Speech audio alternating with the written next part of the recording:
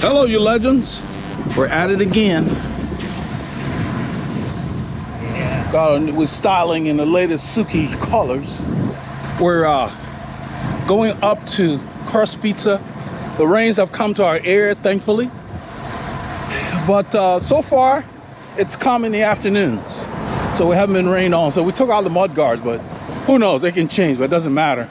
As long as we're out here, we're out here. So we're heading up there. We'll get some clips for you all. Should be interesting. On this ride, Paul and I left Northampton, rolled into the Woodlands.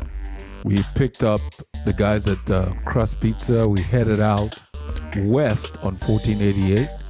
The pace was high, lots of action. Went up Mount Magnolia to 149.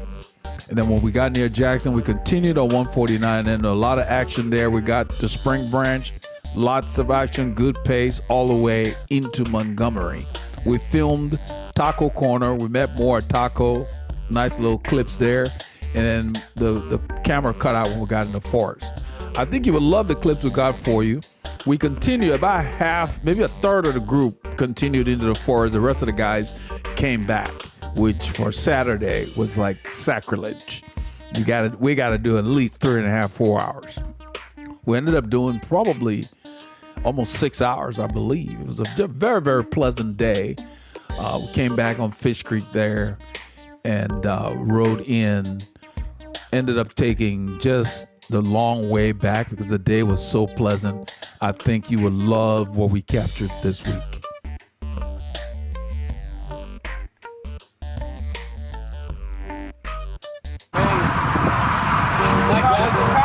We're headed towards 1488 West. We're in the neighborhood near Tamina Boulevard, the latter stages of the warm-up. That's Mike Barrera in the middle here. He's got his Legion Rafa kit, the shorts. That's Austin on the left there. I'm sporting our latest Souke kit with the cargo shorts. I put all the specs in the description. They call it a CS1123. I really like the fit. It is the flyweight, very lightweight, very airy.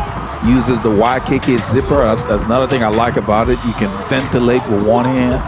Really, really nice. They're doing good stuff. They're sending good kit. I love the fit. You can see how my contents in the pocket are secured. I don't have to worry about losing stuff. The kits are not all created equal, so you have to really shop carefully. And you need to make sure they fit you. You can check in our archives for how to fit your cycling jersey and your bib shorts and so forth. It's not like the regular clothes you wear. I usually downsize. This is Tamina Boulevard. We're going to turn right and go. That's 1488 right there.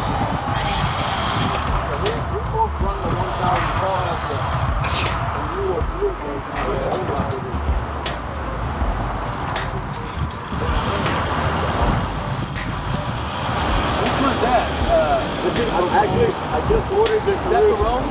No, this is the Hammerhead Crew. Oh, okay. This is a Crew. They're talking about computer head units. Mike Barrera's 5 Series Garmin went kaput during a rainy ride. He said he's had it for 4 years. As much as they sell those things for, they're not very durable. You gotta baby them, and some of them mess up. It's usually outside of the warranty. So he's going to switch. Mike Barrera's going to switch to the Wahoo. He's going to try the Wahoo. I don't know which model he's getting. The FM1488 West, the open road. Call this the open road because you have fewer intersections. You're not going to be stopping as much. And that's really where we head out. I don't like riding in town unless I'm testing something on the bike or just doing a nice recovery ride. And that's when I'm telling Paul about the route. What happened is we got there about 7:05 and then 7:06. They've already talked about the route. Everybody's just sitting around. I just took off. It's like, I don't want to warm up and get there and then stand around and cool down. So we try to get there right when they're leaving. You know, that's what I tell them, Paul. We're done discussing the route. It's time to clip in and go. These guys show up, take off their helmets and sit down. I don't do that. I don't take off my helmet at the rest stops. I go get what I need. I'm ready to go. You know, I take off my helmet when I get home. You know, the rest stops is just a refill, you know, health break. Hit the road. 5 minutes or so, let's go. You know, messing around. I want to be riding.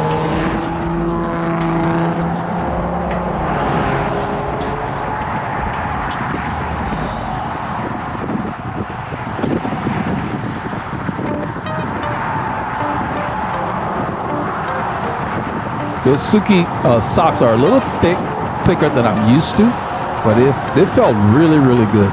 They did a lot of good absorption because it was very humid. And I didn't find out until we stopped. I could see the perspiration running down my legs.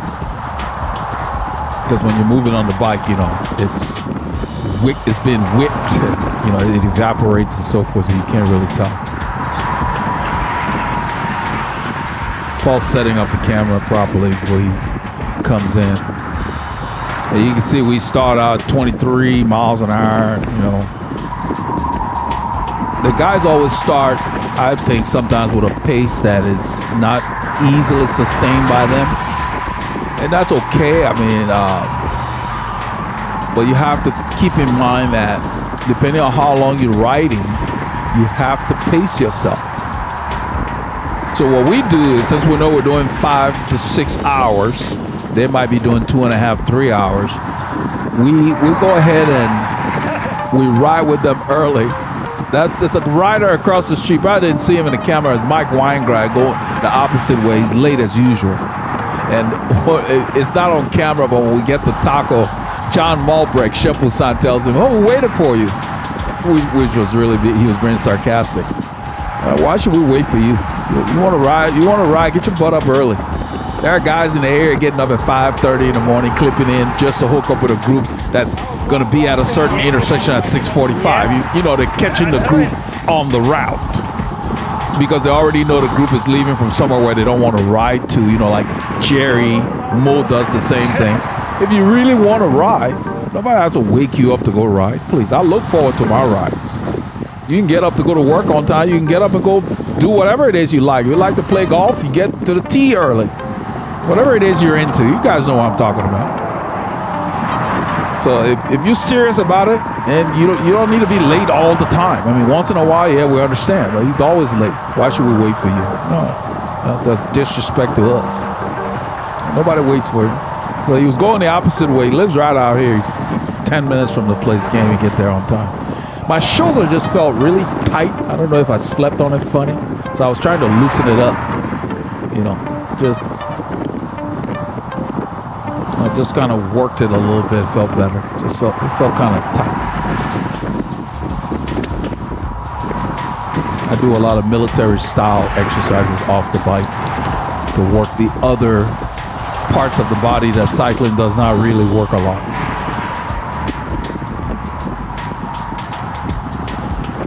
So if the pace is going to vary, keep your cadence up. Get in a gear that you're on top of, meaning you're not laboring. Work, don't labor. Keep that in your head. Because then you can respond to the speed changes easier.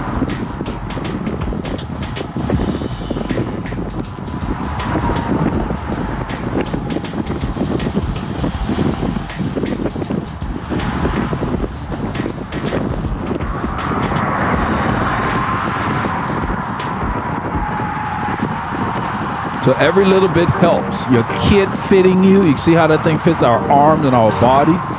It's like you're not working as hard. If anything's flapping on your kit, that's drag. That means you're working harder than you should be. Even if you have to take it to an alterations place to have it taken in, yeah, you do that. It needs to fit you skin tight. It fits you like a glove. I've had a bunch of stuff altered in the past. And the alteration people do a good job. They'll take in, they won't mess with the main part of the garment, they can open the sides and get rid of excess material and so forth. So you can make changes to stuff. You don't have to trash them necessarily. If you happen to buy something that's too big, you can size it down. But if you're one of those who, let's say you've been off the bike and you have a lot of weight on and you plan on losing weight, don't buy too many pieces of kit. Get a couple and then wait till you get to the size you're going to settle on.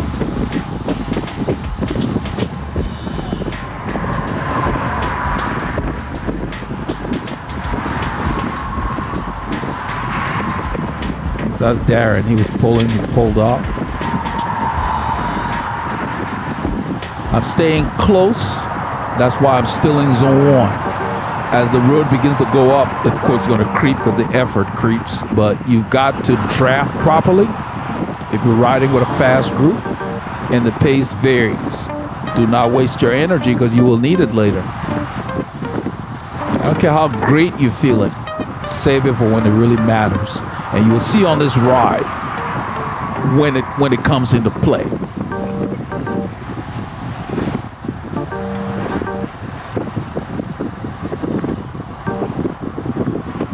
So as I'm riding, all I'm thinking about is, how does the gear feel? And it becomes second nature. You don't think. You learn how to downshift when you need to. And you don't need to get crazy like downshifting 2, 3, 4 cogs. Usually just, especially in mild terrain, 1 cog is enough. And then if you need to do it again, you go down. Because if you go down too many jumps, it changes your rhythm. Especially if the grade is not significant.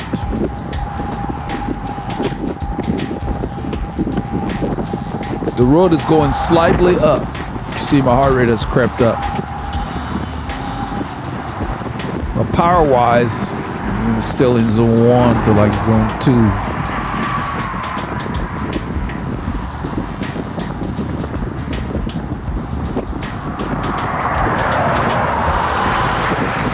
But if your bike doesn't fit you and you're riding a lot, what will happen is, besides your discomfort, you're not going to be as efficient. So you'll be working harder and putting out more watts for every gain, every speed you want to maintain. So really you have to make sure if you're comfortable on the bike, you will go fast. Don't worry about how things look. Focus more on how they feel. And get help, because a lot of riders spend decades trying to tweak themselves and they're not sure what they're doing. And they're continually doing trial and error changes. So get some professional help if you're having any kind of discomfort. If your hands are getting numb when you ride, that should not be happening. And your hands getting numb is just a symptom of a problem somewhere else. It's not necessarily coming from your placement of your hands. It could be your feet or your rear on the saddle. So it all begins with fit. You want to be fast? Invest in yourself. Get a good fit.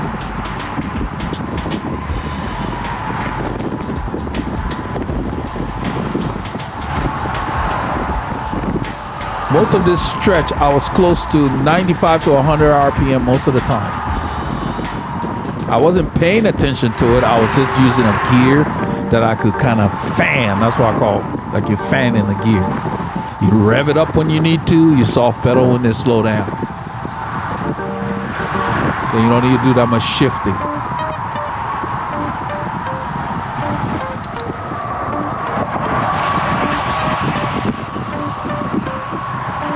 I'm staying near the white line because there's a lot of things on the right. Even though that pavement looks clean all the way to the right, there's smaller pieces of flint and stuff that get pushed to that side. And as I speak about this, I went on a ride, Labor Day ride, and I had a flat on the same stretch of road. And nothing I could see, but something small enough to just tap the tire, and you heard the psst, and then all the air did not come out, so it was small enough to just tap the tire and it didn't stay in the tire. So there's a lot of stuff you can't see that can cause you to have a puncture, which is fine because at least they won't damage your tire. The things you can see, like nails and screws, you definitely want to avoid. because they can damage your tire to where you got to buy a new one. You got to use a boot to get home. And, you know, who wants to be going through that? So the things you can see that can readily be avoided, definitely avoid them. Another thing to pay attention to are those tire strips that, you know, people, I think mostly from retread tires. We just passed one over there. They're all over the road, especially in the summer. Do not roll over them. They have little wires that are in there, the radial wires or whatever. They can cause a puncture. So don't roll over them. You'll see people point them out. We avoid them. It may look like it's mostly rubber, but they've got wires in there. So they're a headache. So John Champoussin Malbrek pulled off the front. I'm not sure who's pulling right now, but you can see we've been doing almost 40K. So 24, 25 miles an hour is, you know, it's breezy. It's not wind aided speed, so we're working for it. I'm staying close, keeping my effort minimal.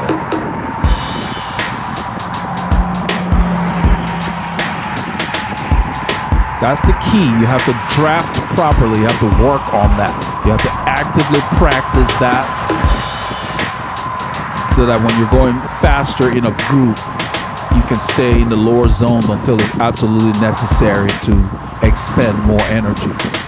You can see my hands are on the hoods and they're very relaxed. When your bike fits you, your hands should not be numb. If your hands or your feet are getting numb, something's wrong with your fit. And you need to spend the necessary time to get that sorted. Your comfort is key. It's worth it. There's a hole that's been there forever. I always like to point it out just in case somebody's not paying attention.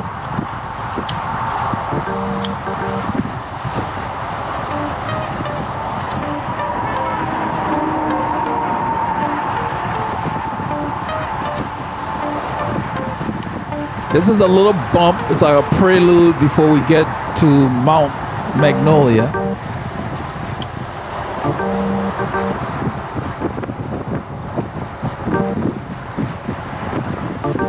So when you know you've got successive efforts coming up, you have to baby your legs. You can't tear up your legs by pushing a heavy gear because the muscles need a longer recovery period than your aerobic system.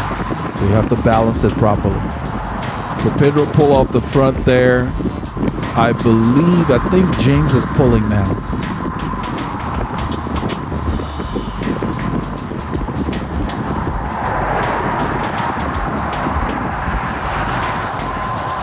So I'm at the top of zone 2 because of that bump that we went over, so the effort went up. And so you have to train to be able to tolerate the different zones if you're going to ride in that manner. Because if you don't train in those particular zones that your group is going to get you into, then it's hard for you to get used to the effort. And that's why a lot of times you will have to let the group go. So depending on the kind of riding you're doing, that's the kind of preparation you need to do. I take the lane here because the shoulder has now been converted into a right lane. Most of the shoulder used to be where you see this crack. Now they're using it for this lane because of the construction. So they're gonna use most of our shoulder to give people the ability to turn into that turn we just passed. That's gonna be an entrance into this shopping center they're putting up. So we're staying in this right lane to discourage drivers from trying to pass us and turn in front of us. We take the right lane.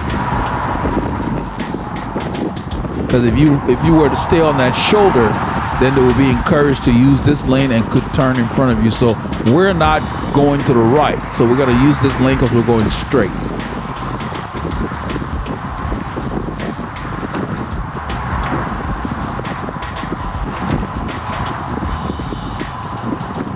So we're dodging those reflectors. So now James is at the front. He pulls too long, too hard, for this overpass that's coming. He's gonna pull off. If you look at him, it looks like he's laboring whatever gear he's in. He does not look comfortable. If you look at my cadence versus the guy in the black on the right, that's what I'm talking about. Oh, look at Mike Barrera in front of me. Look at even Austin. We're all pedaling faster. We're using a smaller ratio. So we don't change anything we're doing, but he's laboring and he's trying here, but he's going backwards. Because whatever gear he's in, he's got his legs to where they're tight to the point where he needs a break. So he gets dropped on this overpass. He catches back up at the light once we go down the hill and turn right. I mean, you don't need to be spinning 110 or 105 or whatever that I'm doing, but you need to be in a gear that will not cause your legs to tighten up. You don't want to go much below 70 or 70. You don't want to go below 70. Your legs tighten up too much. That's John on the left. Shempusa, he loves to do that because if you weigh, I got 150 pounds, I guess you don't need that many watts to do this. But he does that all the time. He pushes on the uphills. I'm 85 kilos, so I need to put out big watts to get up these things. But then on the flats, I can put the watts down, whereas the little guys struggle on the flats and in the wind.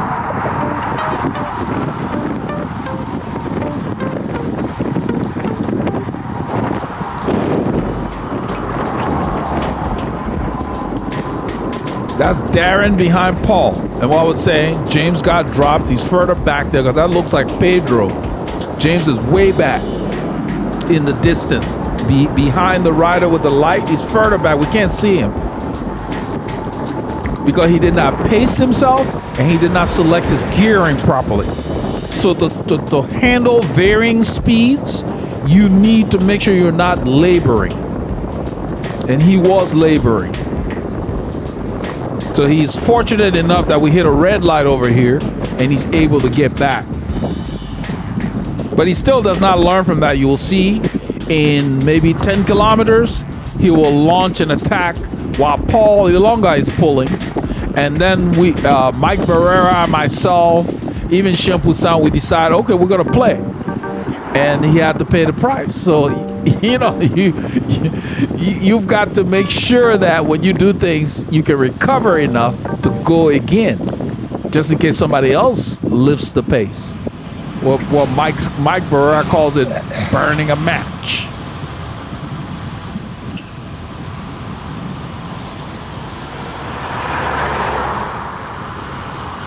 Your recovery is key. The best riders are those that can do an effort, recover quickly, and do it again. And your recovery comes from the kind of training you do, building your endurance and working on your intervals. So don't just start doing intervals. You got to build a strong endurance base if you want to ride like that. Otherwise, you won't be able to last. And then you'll be out of breath. Somebody mentioned on the channel that, I'm surprised you guys were out of breath when you stopped at the light. Well, we breathe while we're riding. We don't hold our breath. I knew what he meant because the efforts were high. But if you fit, you don't catch your breath when you stop. You breathe while you're working. You have to. You have to work on that. Deep breathing is a part of training. That's a specific exercise you do off the bike so that you breathe when you're really going hard. So you're not in oxygen debt.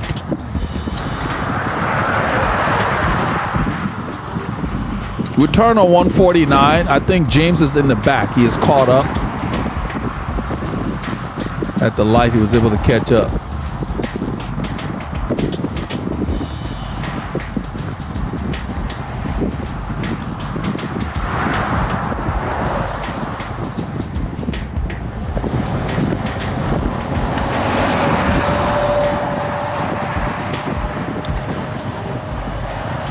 So we're just gonna sit in here because we're gonna go east, northeast, and stay on 149 where it veers off to the right as opposed to Jackson that we did last week. That's the plan because we're going to Springbranch Road. And it gets very interesting when we get near there. You will see in a short while. So this is a good opportunity. If you can, make sure you top off your fluids if you need a drink. Because even though the pace is fast, sitting in, for me, I'm in zone 1. So you can handle maybe a gel or something, or even solids in the zone.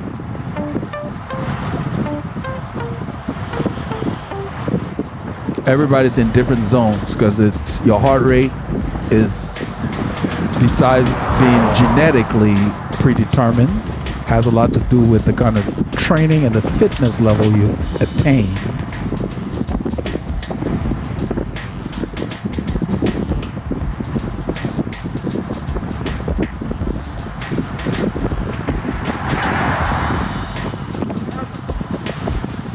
There's a lot of gravel, so I'm just going to stay by the white line because it's cleaner there.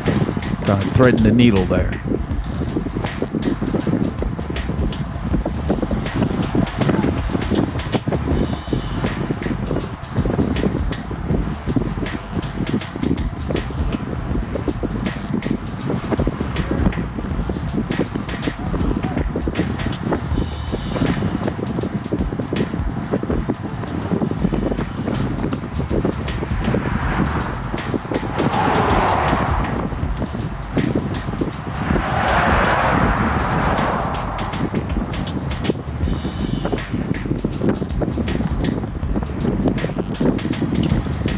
So once you figure out what your comfortable tempo is, you don't always need to carry very high cadences all the time.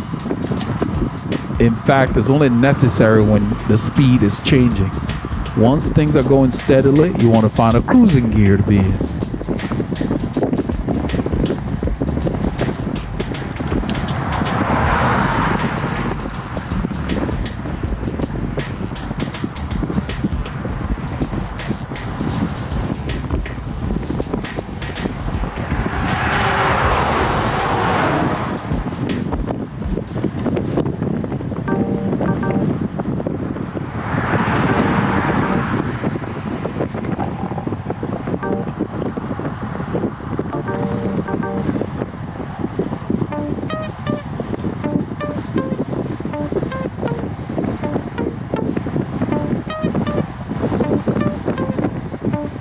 I stay a little to the left of Austin, who's in front of me, so I can see clearly what's going on and what's coming.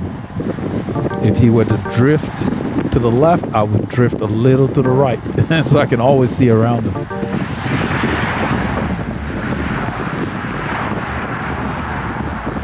And sometimes I lean and look around them to see what's coming. Just to look to make sure, oh, is the shoulder clean? Then I'll have to be concerned about any debris or anything.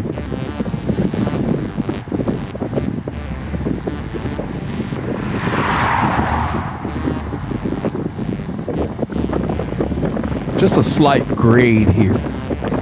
I don't shift, I just stay in the same gear, push through it.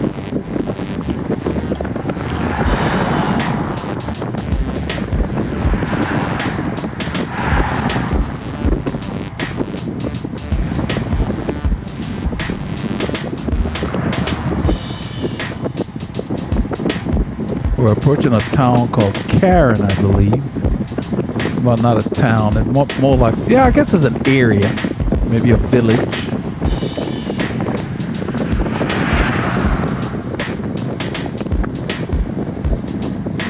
That's Karen right here as we go through. There's some subdivisions in there. They got some nice little sprinters bumps in there.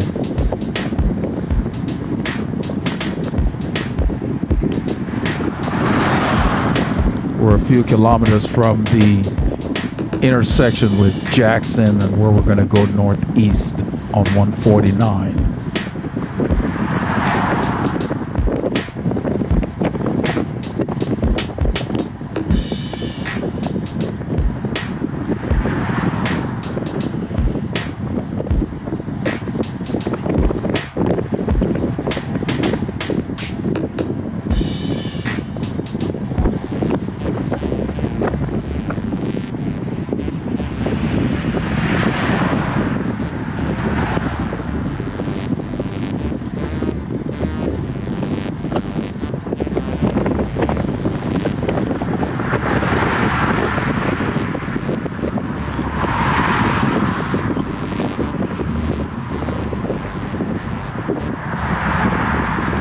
You can see that even though we're on the shoulder, a lot of the cars still give us extra room as they go by.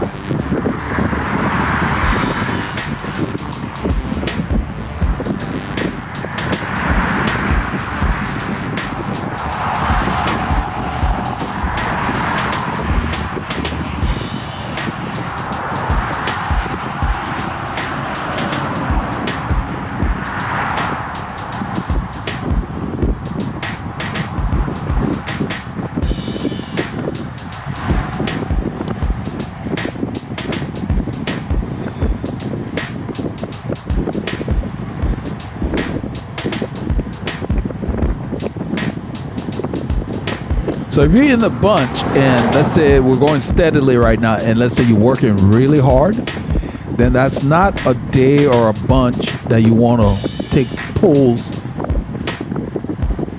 with. Meaning, if you're working hard in the Paceline, as soon as you get to the front, pull off, go back to the back. Sit in. Your goal should be minimal effort to try to finish with that group where possible. They will understand.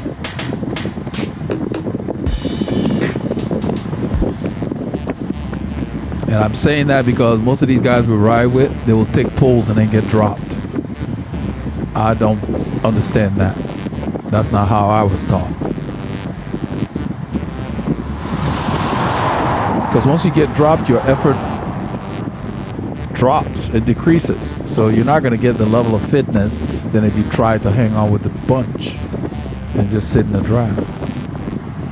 So this is 149 on the right, and if you were to go straight, it would be Jackson Road. We're going to turn right. This truck is turning right, so we'll go ahead and let him turn. There's no point in us turning and having him come by.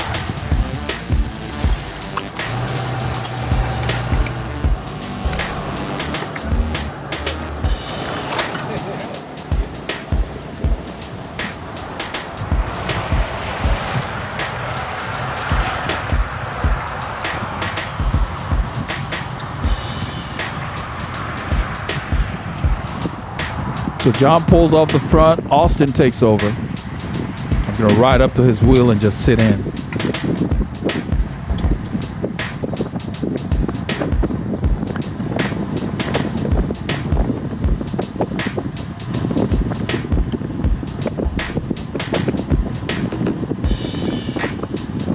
There's a slight descent here.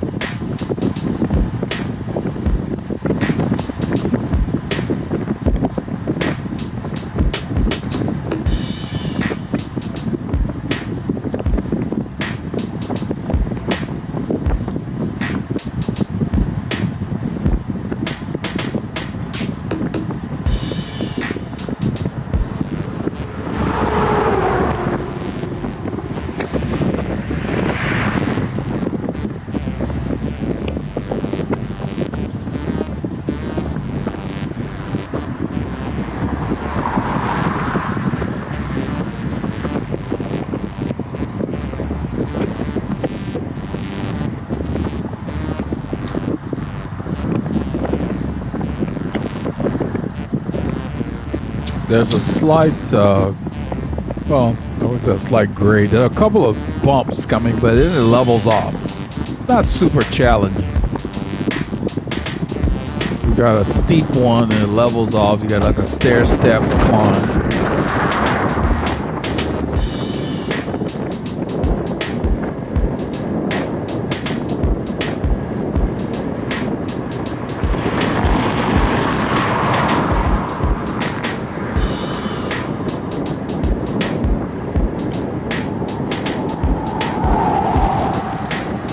Stayed really cool the early part of the ride. 21 Celsius, about 70, feels like 75 Fahrenheit.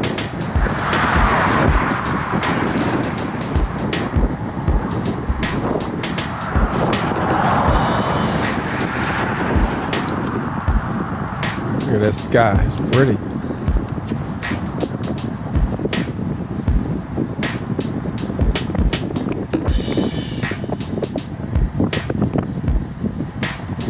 I stay a little to the right here because those reflectors, you don't want to go over them. They're uncomfortable.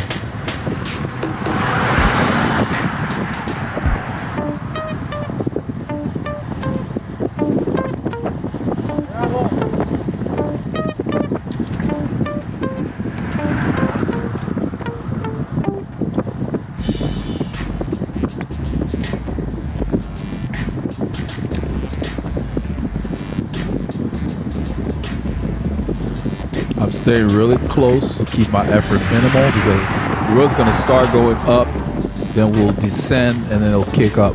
Austin pulls off the front, and I keep the effort the same.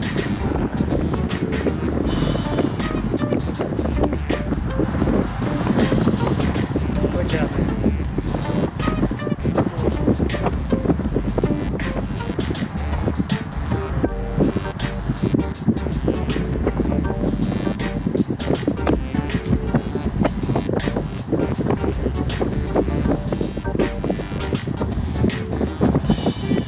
The road's going to start going up. In the distance, there are a couple of cyclists there we're going to go by. But where they are, I think the descent begins. And then it pops up.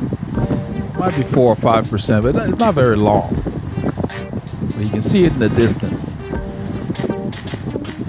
It curves to the left.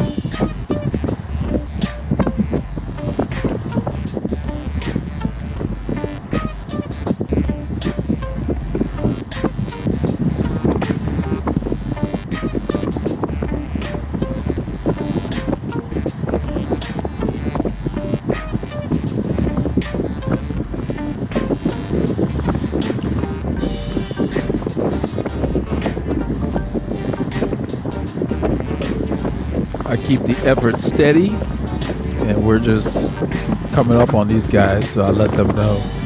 I check my mirror, the road's clear, the main lanes are clear, so we're going to pass.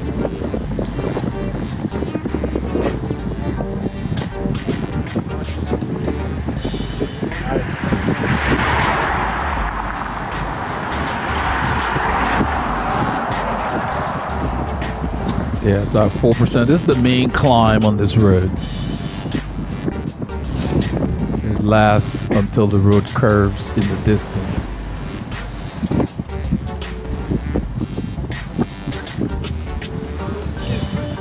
Yeah, it feels, I know it felt steeper than, it says 5%. Okay, that's about right.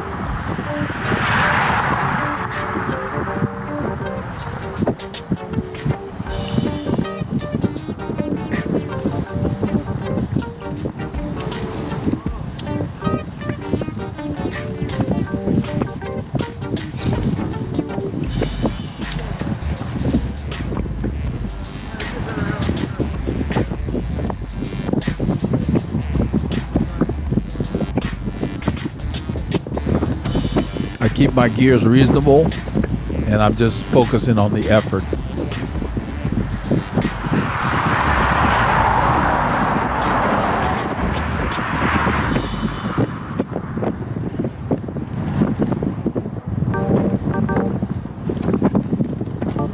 I shift back up to the big chain ring. I was on the small chain ring, probably riding a 65-inch gear, something like that.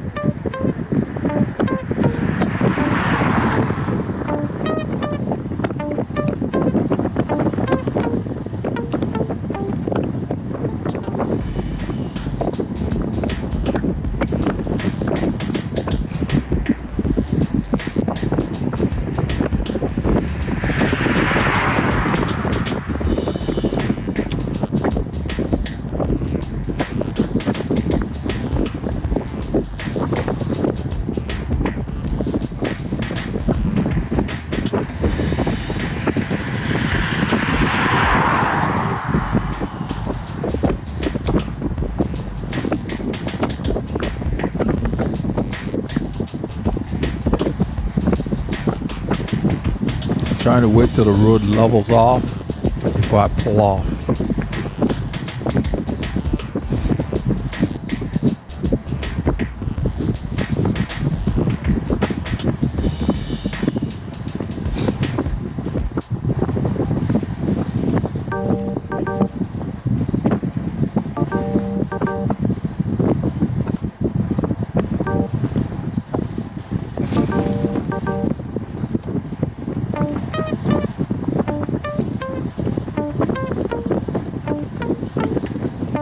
So in a little bit, I'm going to pull off here, right here. Paul's going to pull through. I'm going to drift to the back.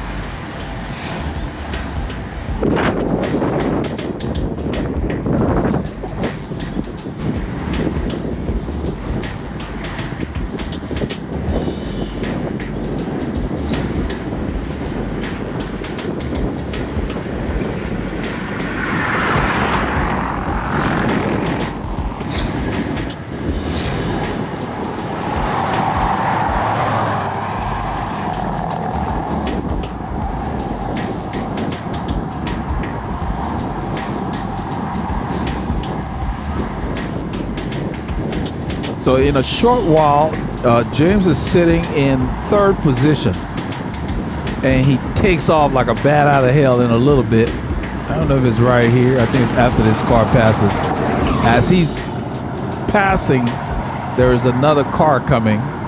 You know, the guy sees him, you know, no problem there, but it's like he lifts the pace significantly. And so we decide, okay, they want to play, let's play. So, you know, want to make them burn some matches.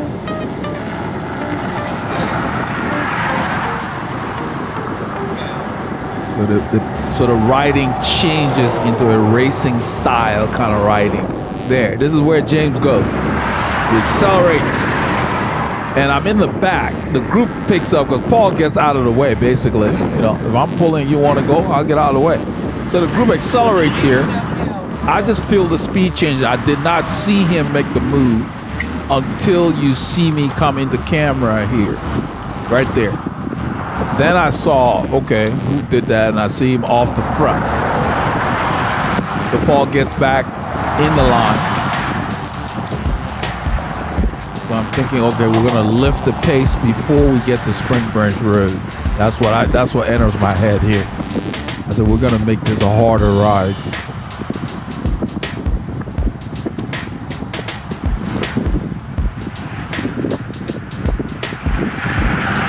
As we approach Keenan Cutoff in a little bit, somebody's gonna say the turning right. I think it's Pedro. Pedro turns right to go back home. So once I hear that, I get on the main road as they're about to turn, because I thought there were multiple people turning. Because somebody's giving him the code for the neighborhood that we go through as he's turning. I think it's John that's trying to tell him what the code is. Because I saw Austin swing his hand to the right there. So I move onto the main lane, it's clear, thinking these guys are gonna turn. But only one person is turning, the guy in front of John here, Pedro. So once Austin comes by, I get on his wheel. The main lane is still clear. So I stayed there a little longer. Nothing's coming. That's the nice thing about that mirror.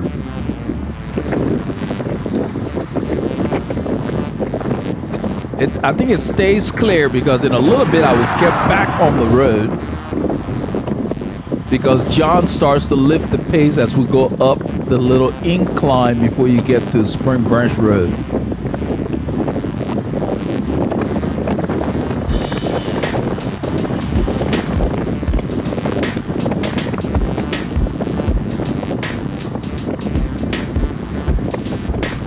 Look in my mirror, it looks clear. I get back on the main lane. Because right here, there's a downhill, and then you you lose your acceleration as the road kicks up. So right here, it starts to kick up.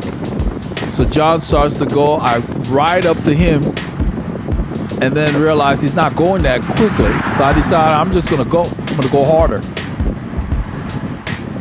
I kick up. I get on the shoulder, I keep kicking. Not going that hard, you know. Kind of a moderate effort. So once I sit up, I'm not aware that he's starting now. You know, when I was going behind him, he didn't go. So once I sit up, he comes around me. Well, we're about to turn. So I get back on the main lane. We're gonna turn left. Because right now my intent is to keep the effort up.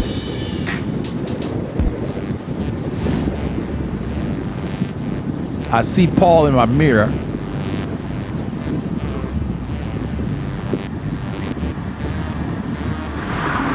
I go ahead and ride past John, and then Mike Barrera comes, he lifts the pace. So I accelerate, you can see the watts go up. I accelerate and get on his wheel. I'm like, okay, it's on.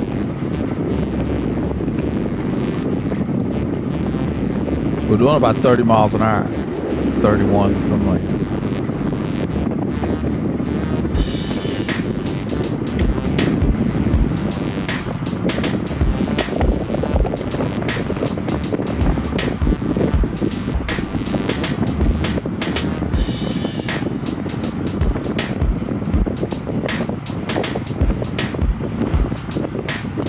So Mike pulls off, and at this effort, you want to take short, fast pulls. I'll go through, and then I'm going to pull off. Mike's looking to see if Paul wants to get it. Then James comes around. And of course, that's not sustainable. I'm not paying attention to him. So then John goes around me, and I'm going to lift my pace and get on Mike's wheel right there. I won't even let much of a gap open. I'll just slip in.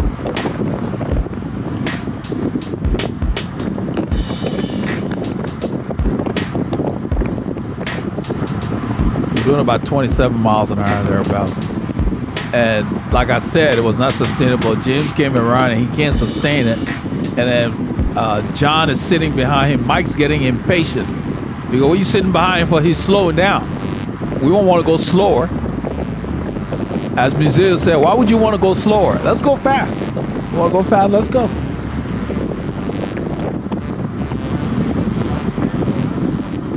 So when you're going fast like this, all you want to do is make sure you're staying in some kind of shelter. That's why you see me moving left, moving right. As they move, I'm trying to make sure I'm not expending too much energy like I would at the front. So then when you get to the front, that's when you work. So I get in the drops there because Mike gets really low. I'm not sure what he's telling John there.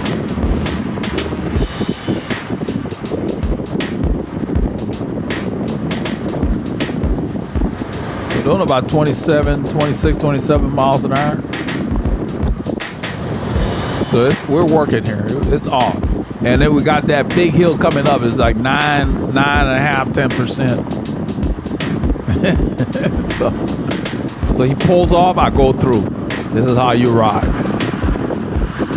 And you don't spend too much time there. You pull through, take a few strokes, pull off, I flick my elbow, Paul Lunga comes through. And Mike is singing some old Galveston song he was telling us about later in the ride. He said it just got stuck in his head because his daughter downloaded it and played it on her phone in one trip to her aunt. So these guys coming around. So now I'm back in the rotation. I'm behind Mike. I really don't want Paul working too hard. I want him to be there to document stuff. So you will see in a few kilometers, we're doing a rotating Paceline, which is very hard because we're accelerating like in a breakaway. Accelerate, move to the left. And then somebody needs to come around. And that's hard, especially in rolling terrain. The effort varies.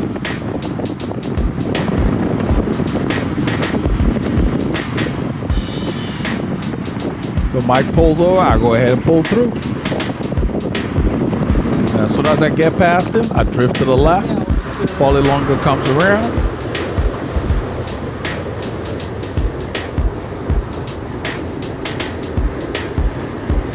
And there's the hill coming in the distance.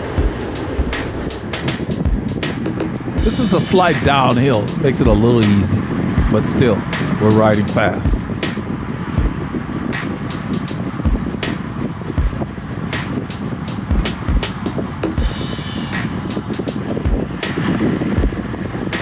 This is not the time to mess around with a monster gear. This is time you got to get a gear that you can handle. So the road kicks in here. Look at the percentages. I go ahead and stand. I want to see if people really want to play. As I go by, then I realize, okay, I'm just going to come to the left. But Mike lifts his pace, gets on my wheel. And I just keep it hard, but I keep it steady. In a little bit, I'm going to sit. Because we're still rotating, and it's hard to do it on a hill. That's why I stood up. I'm on the small chain ring. And as soon as I sit, I'm going to shift back up in a little bit anyway. So now Darren's trying to come around. We're still continuing. In about a kilometer, I'm going to just sit on the back and keep it steady, and so that we can keep it hard and steady. Because in a little bit, we're going to get passed by some of the guys that used to ride with WCC. They're riding with some other group. And we maintain our pace, because if we had lifted it, we would have lost a bunch of people in this group. So we're still going rotating. We're still rotating. And this is hard because we're going up the hill and rotate, so you got to accelerate and go to the left.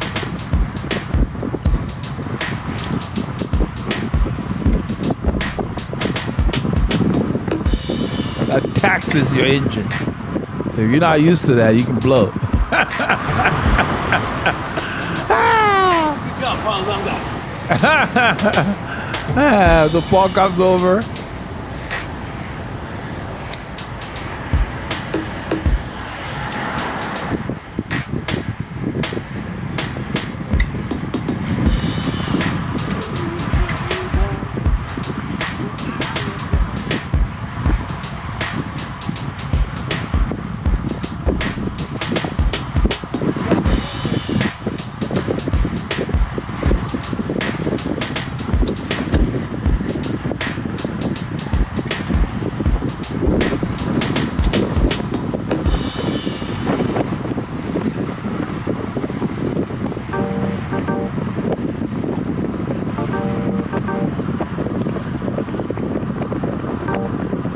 Somewhere around here we're going to get passed by that group. They see us rotating, so they take the opposite lane, which is clear, as they come by. We found out from more later that they were planning on doing a longer ride. There they are. So I noticed Sana right there, and then we saw Christian. So we recognized three of the riders. One of them, I don't know his name, but I recognize him. So 3 of the WCC guys are with that group. But we basically stayed with our pace, because if we had lifted it, we would have shredded our group, because we were already working really hard with this rotating pace line. At this point, the rotation doesn't look very smooth. So I think after this rotation, I'm going to just not roll through. I'm just going to sit on the back, keep it hard and steady, because it's a lot easier to maintain a hard and steady pace than to keep accelerating. See the cyclists going the other way. There were just cyclists galore on this ride, on this day. So I pulled to the right here because nobody wants to come around. So now I see Paul over there. I want to give him shelter. That's why you see me pull to the right. I just sit there. I'm gonna wait, see what they want to do. Because we're not rotating anymore. Like I said, it got really hard, so nobody else was coming through. So I decided, okay, I'm just gonna sit here and give Paul a wheel so he can sit on, keep it hard, and let them go through, because they don't want, I don't know what they're doing right now. So I pull over to the left. I think I pull over to the left, or they come by me. I'm not sure, I don't remember, but all I'm gonna do is just keep a hard, steady effort. That's Mike's Galveston song. The road goes up here. So Paul pulls through. I think he's going to come over to the left. Then they're going to go by, and I don't go through after that. I just sit on the back.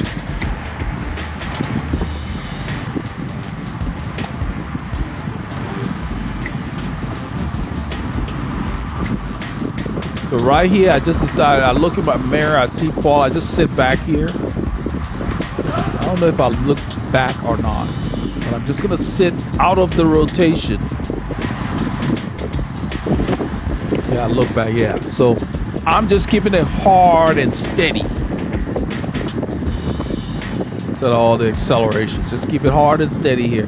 I'm feeling really good, but I want to make sure that we don't lose anybody. I'm looking at these guys, they're killing themselves up there. I figure it will be easier for us to maintain a hard and steady pace, just like those guys that came around, instead of this continual rotating pace line in this terrain. So I just sit right there.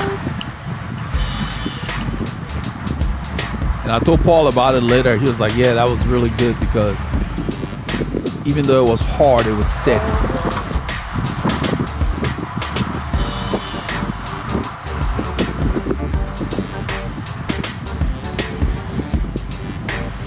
They're looking back. I'm just sitting there. I'm not going through. I'm just gonna sit right there and ride. I'm not really drafting them. I'm just sitting here holding the same speed. I had really good legs on this ride.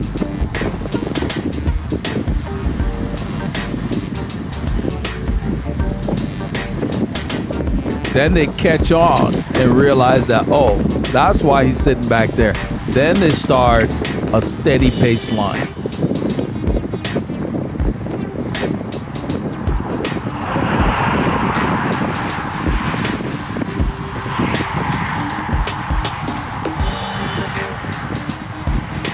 So the rotation has stopped because it wasn't practical in this terrain.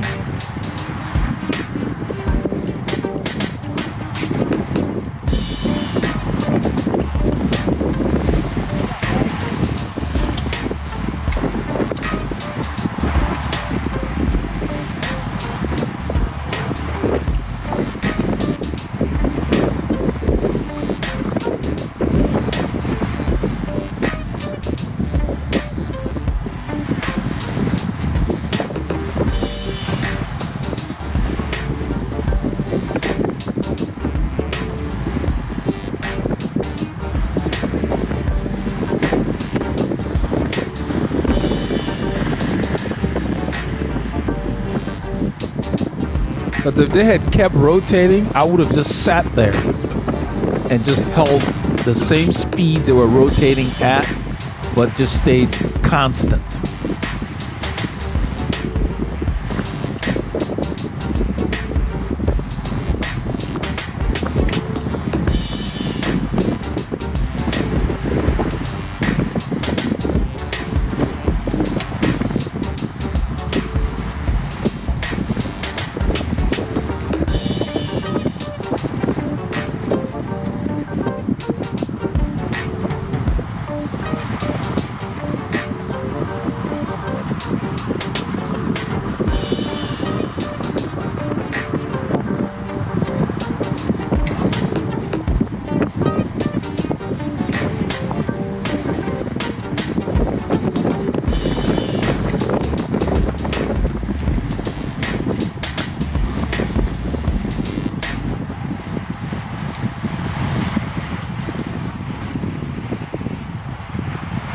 So right here, I start to stand because everything feels good here when I stand.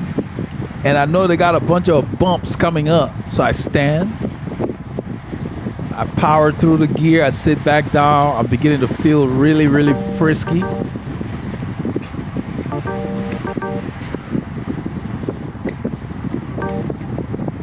Because certain times standing is a big advantage for us big guys. You get your upper body in there. You can generate a lot of power.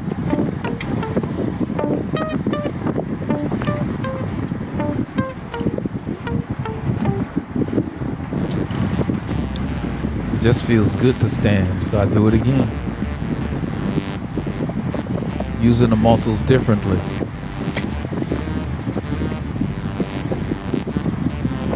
And you see how I'm standing to where I'm not affecting Paulie Lunga, who is following me. I stand on the downstroke of my pedal stroke so that the bike does not go back into him. And then when I sit, I pull the bike forward under me.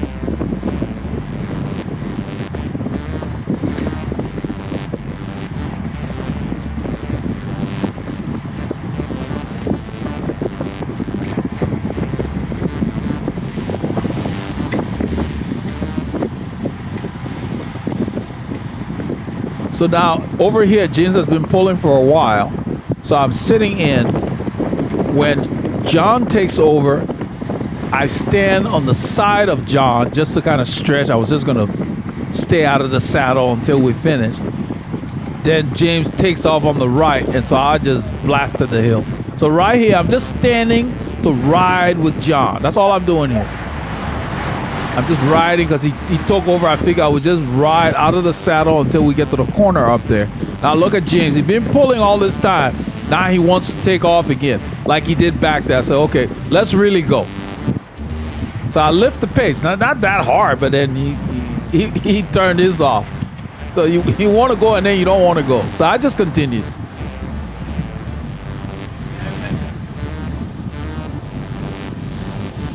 We're turning right at the corner. It's clear. I go ahead and turn.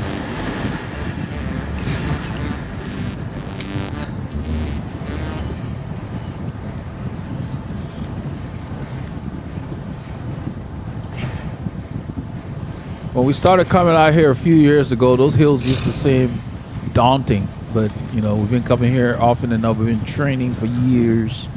You know, just our fitness level to the point where I actually am enjoying those climbs.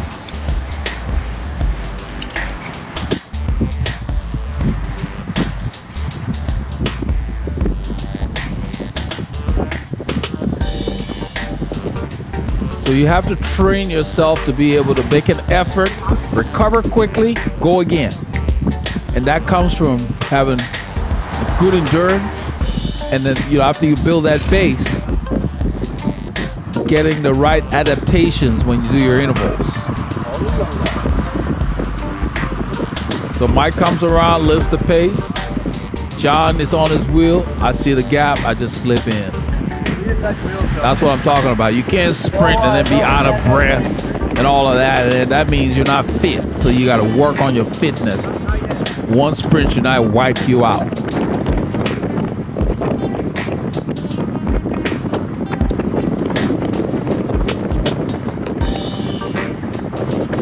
So when you train, you should be able to do 8 or more sprints. However many you need. Sometimes more than that. You have a day for that kind of workout. Now all your rides need to be long.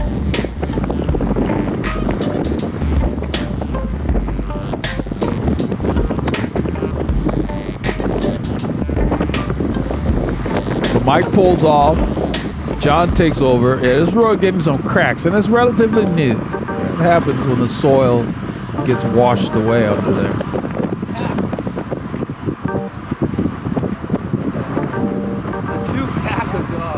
There are a couple of dogs and cats in the meadow there. That's what the guys are talking about.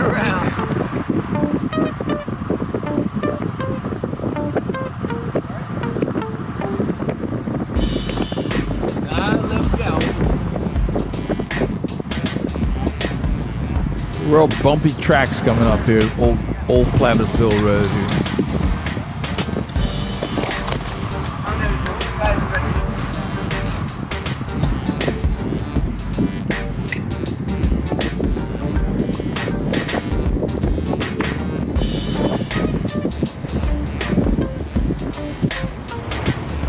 We're behind Magnolia High School. That's Magnolia High School to the left there. The main highway is on the other side of it. 105. It's not Magnolia, I'm sorry. It's Montgomery High. Montgomery High School. We're in Montgomery, Texas.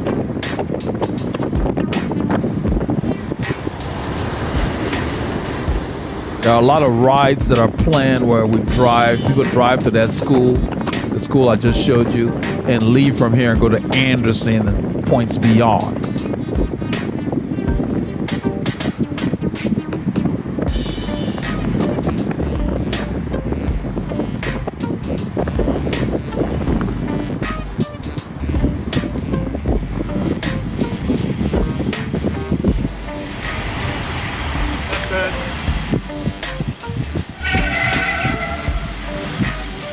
I don't know whose brakes were making those noises. I need to clean them.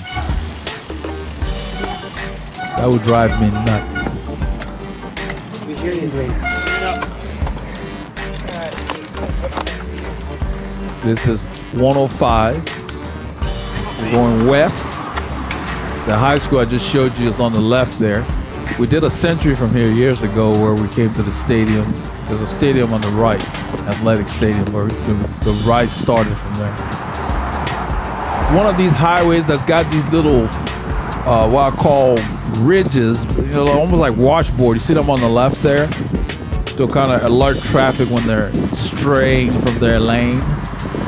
I stay on the right of it the entire way, and I think Paul may have ridden on a piece of it right after we turned, because he started saying he thought that he had a flat. He was feeling everything, feeling bumps. So we end up stopping briefly, and I squeezed his tire. You'll see that. And I told him the tire's fine. Before we even stopped, I told him it looks fine. But sometimes you go over certain kinds of pavement and it may feel like you have a flat, but you may not. I experience that often because I don't run high pressures in my tires. 95. I think both Paul and I run 95. I put 90 in the front and 95 in the rear. See where I'm riding.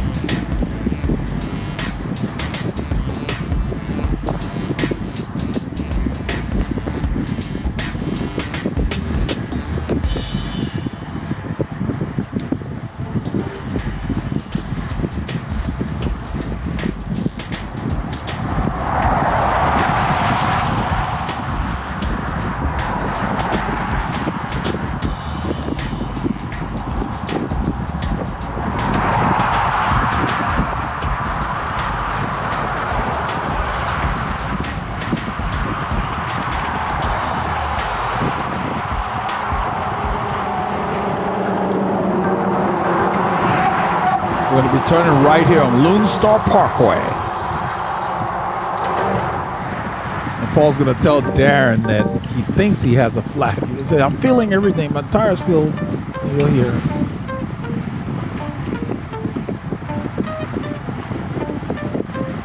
Because as I move up, somebody says flat or something.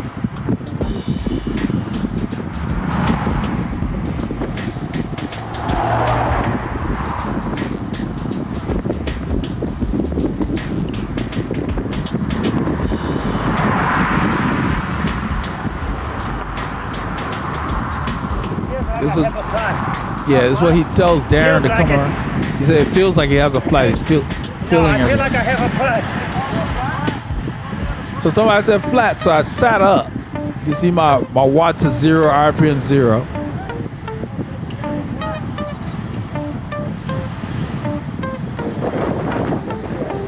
So I'm gonna drift back. We're gonna pull over there. I think I have a flat. Yeah. I can feel every bump. Okay. Then you can feel every bump.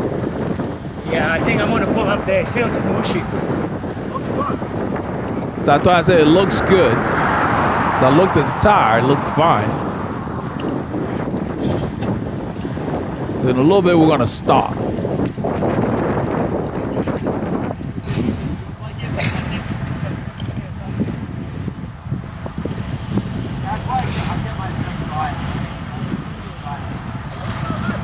Huh? It feels mushy. I can feel it.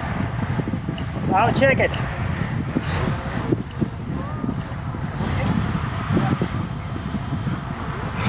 So those guys continue to ride. I think he's gonna stop right here somewhere. He's gonna stop.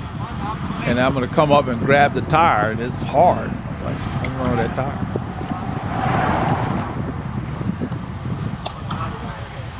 But then again, he didn't lose a lot of air. It has to be a long time. Grab the tire. That tire's hard, dude. Yeah. Let's go. That tire's fun. I think he ran over some bumpy piece of pavement. There's a lot of patina on the corner. So, You know. but he's good. Hard as a rock.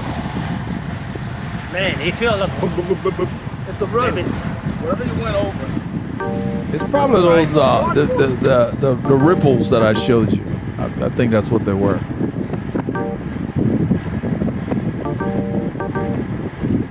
So we start to go, and I decide I'm just going to go to the front a little bit, catch up to those guys. Somewhere around here.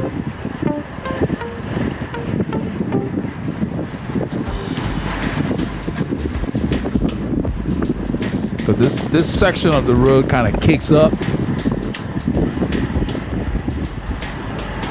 And we got that easterly wind. Winds from the southeast. Look at that sky. The sun trying to peek through the cloud cover. It's beautiful.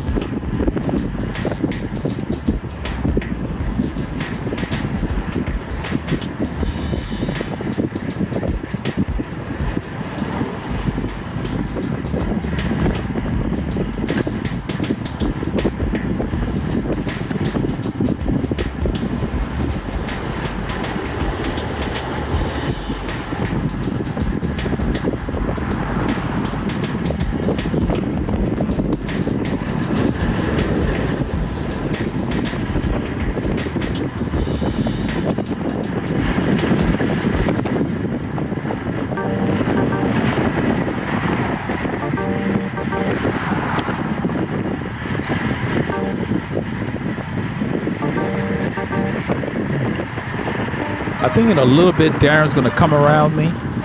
I see him come around. I just lift my cadence.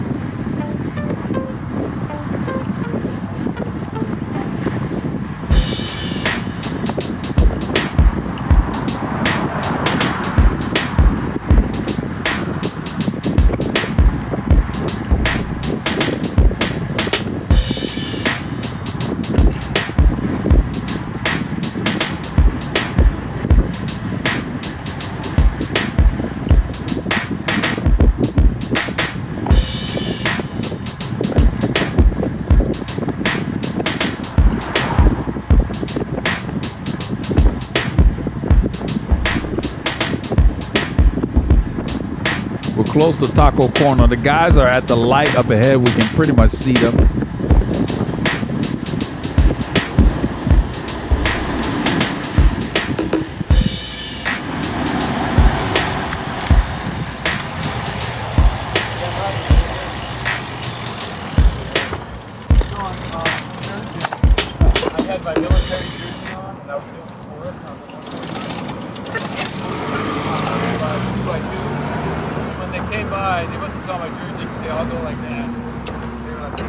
I wear that out here so I get maybe a little bit of waterproof room. You're not.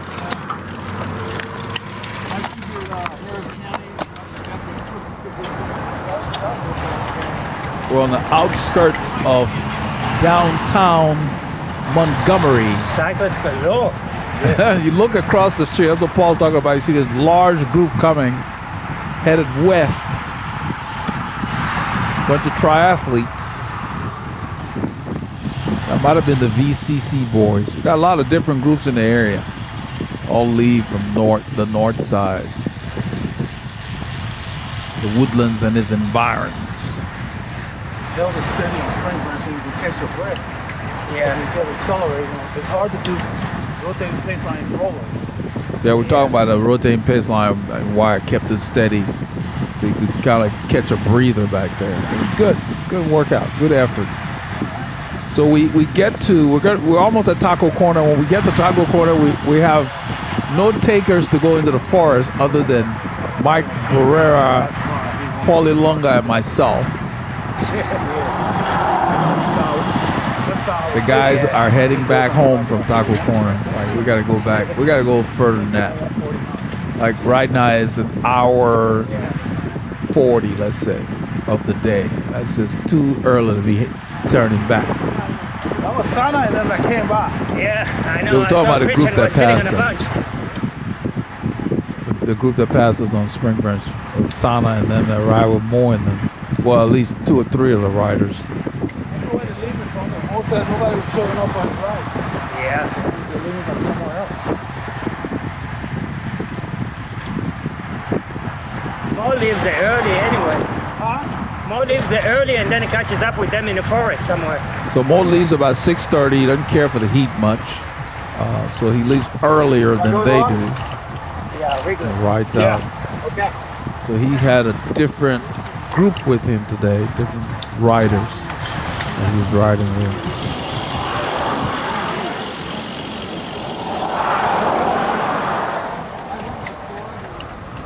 So the ride's pretty much winding down. We're getting to the stop.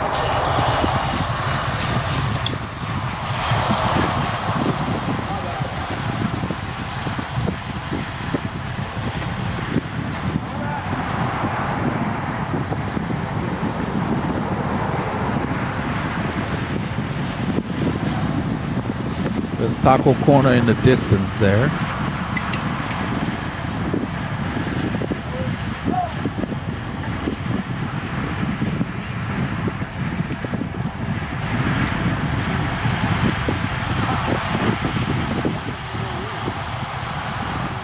So we turn into Taco Corner and we see Maurizio Topotopini.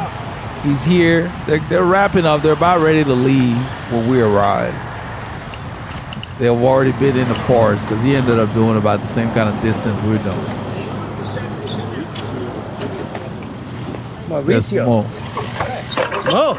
Look at these guys. So I'll go ahead and greet Mo. And then right there I greet Mo and then come on in. You got the video. Am I on tape? Yes. I get nervous when I haven't been on TV. People have been asking for you, Mo. People on the channel have been asking for you. You get local news when you went for it in 3 weeks. This guy, I said, you don't ride with Mo Austin. anymore. I said, we don't see Mo. Yeah, they ask about you all the See a time. little blur as it goes by. All right, let's go. Let's go now. You need to stop? Mo. Yeah, this is much better, Mo. Much better. Oh, Dad, you did it? Yeah. Oh, man, that's it. We follow your My advice. Yeah. We got the one with wrist. So and how this does it one. work? Let me see when you put your hand down, though. Well, do you have when- to adjust it? No, when I'm here, it's okay, it's straight. Here, I just can do the drop up. You have to kind of adjust. Yeah, I have to do this to get. Yeah, but when it's on the wrist, it's better when you go on a drop. I see. Yeah. Okay. So when I want to film on the back, I just rotate it, and then I just raise my hand a little bit like that. Yeah, wow. Yeah. So it works. Side. You could go Yeah. 90 Can you? degrees. Yeah. Can you? Does it work with the other thing, with the gear, the thing stick? that? Yeah, Oh, the because gimbal? that one kind of it rotates, right, a little The bit. gimbal. Well, The gimbal. Yeah. The gimbal. This one won't work with the gimbal. The gimbal will not attach. Yeah, to we're it. not Okay. attached. But this one here, you got 360, and we have another one that attaches on your wrist. Okay. Just a band. He did that last week with the band on the wrist. Okay. And he wants to try this one to see Yeah. which one he prefers. They came together as a kit. Yeah. The wrist and Yeah, this. but look at the side. This is very nice. You can just put it, get a side view. You can do that. It is solid. Yeah. And then you can rotate, but then you can go to this side. Then when he's pulling, I told him just do this. Put your hand here. Go, we got a wide view. We'll see how hard you're Yeah. So working. yeah, but is it taking? It will film some of this, Some of but- this, but it gets everything. Oh, no, okay. It Yeah, gets everything. it gets That is everything wide behind view. me. What happened? The camera lets you set close crop or wide. We do super wide. Oh, that's So awesome. Yeah. so it catches everything. Yeah, we Oh found. man! Before you know it, you're gonna be following me to Tour de France. You know, next. Here, come hit the attack. They Come like, on. they like your shots because you go in front and you go back. I don't have that much energy. Yeah, It's good to see you guys. So we visited with Mo at Taco Corner, and now we're leaving Taco Corner. We're going into the forest. This is FM 1097, kind of northeasterly. In a little while, a few kilometers, we see Jerry Lutner coming the opposite way. He ends up turning around, going back and redoing the forest because he had just done Mount Pleasant. And so just to keep us company, he went back with us. That was cool. And on the way down there, I was telling my kids about the song of Glenn Campbell. So no matter what you guys do, make sure you keep those doctors fired by getting your K's in.